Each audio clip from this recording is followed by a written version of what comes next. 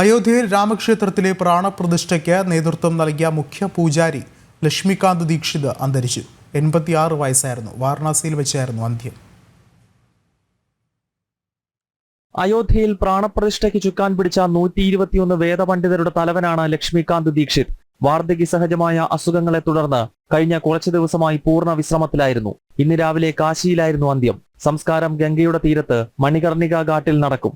മഹാരാഷ്ട്രയിലെ സോലാപൂരിൽ ജനിച്ച ലക്ഷ്മികാന്ത് ദീക്ഷിത് കാശിയിൽ സ്ഥിരതാമസമാക്കി. യജുർവേദത്തിലും സംസ്കൃത ഭാഷയിലും അസാമാന്യ പാണ്ഡിത്യം നേടി. ലക്ഷ്മികാന്ത് ദീക്ഷിതിന്റെ നിര്യാണത്തിൽ പ്രധാനമന്ത്രി നരേന്ദ്രമോദി, UP മുഖ്യമന്ത്രി യോഗി ആദിത്യനാഥ് തുടങ്ങിയവർ അനുശോചിച്ചു. സമൂഹത്തിന് തീരാ നഷ്ടമാണ് ദീക്ഷിതിന്റെ വിയോഗമെന്ന് പ്രധാനമന്ത്രി അനുസ്മരിച്ചു. ഭാരതത്തിന്റെ സംസ്കാരത്തിനും സംസ്കൃത ഭാഷയ്ക്കുമായി അദ്ദേഹം നൽകിയ സംഭാവനകൾ എക്കാലവും ഓർമ്മിക്കപ്പെടുമെന്ന് യോഗി ആദിത്യനാഥ് എക്സിൽ കുറിച്ചു. ജനം, ഡൽഹി.